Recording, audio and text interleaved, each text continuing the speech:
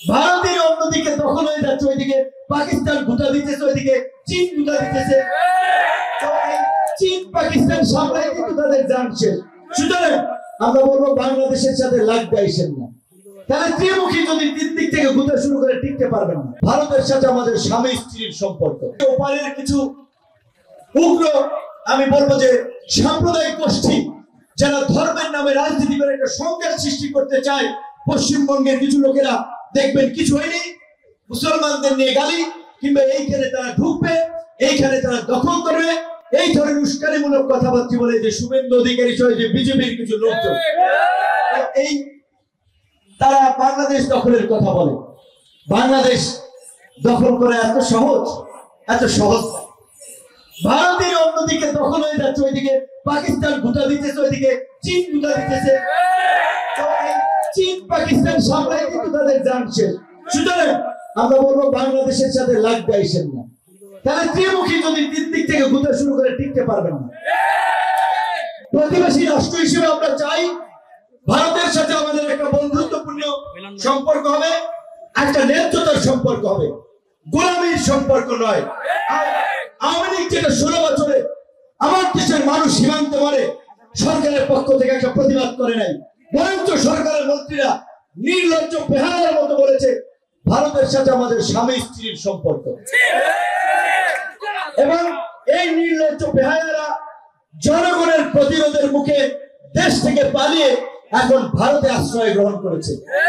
অনেকে দেখেছে নাম পরিবর্তন করেছে, মুসলমান থেকে হিন্দু নাম দিয়েছে বাঁচার জন্য।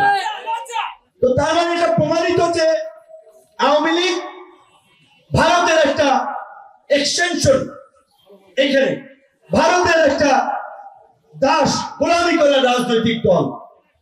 এই জুলাইয়ের গণঅভ্যুত্থানে শুধুমাত্র আওয়ামী ফ্যাসিবাদের পতন ঘটায় এই দেশের জনগণ, এই দেশের বীর ছাত্র জনতা, এই দেশে ভারতীয় আগ্রাসন এবং আধিপত্যবাদকে উচ্ছেদ করেছে এই আওয়ামী লীগকে পতনের মাধ্যমে। কাজেই এইখানে আমাদের অবস্থান পরিষ্কার।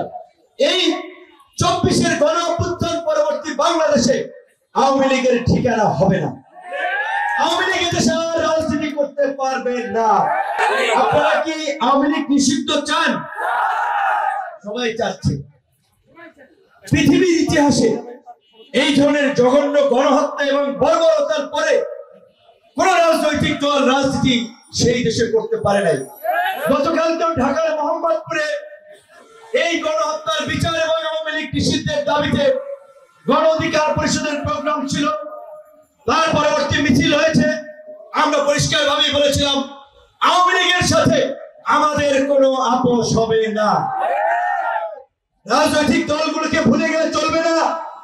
রাজনৈতিক দলগুলোর এই সুবিধাবাদী ভারতবাদী চিন্তা ভাবনার কারণে 16 বছরে তাদের ডাকে জনগণ রাস্তায় নামে নাই, জনগণ আন্দোলন সংগ্রাম করে নাই।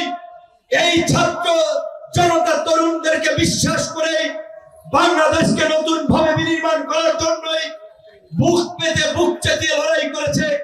আমি আপনাদের এই প্রোগ্রাম আসার আগে আমাদের শ্রমিক নেতা পঞ্চগড়ের সাজু এই গণঅভ্যুত্থানে নিহত হয়েছিল, তার কবর জিয়ারত করে এখানে এসেছি। বন্ধুগণ, আমরা যেটা বলেছি বাংলাদেশের ইতিহাসে 71-এর মুক্তিযুদ্ধ থেকে শুরু করে 90-এর স্বৈরাচার বিরোধী আন্দোলন, 2024-এর গণঅভ্যুত্থান, যত আন্দোলন সংগ্রাম হয়েছে প্রত্যেকটি আন্দোলন সংগ্রামে সাধারণ শ্রমিক কৃষক এই জনতা লড়াই সংগ্রাম করেছে, কিন্তু তার ফল ভোগ করেছে এই দেশের ভাওতাবাজ এবং ভণ্ড রাজনীতিবিদরা, উঁচু তলার কিছু লোকেরা।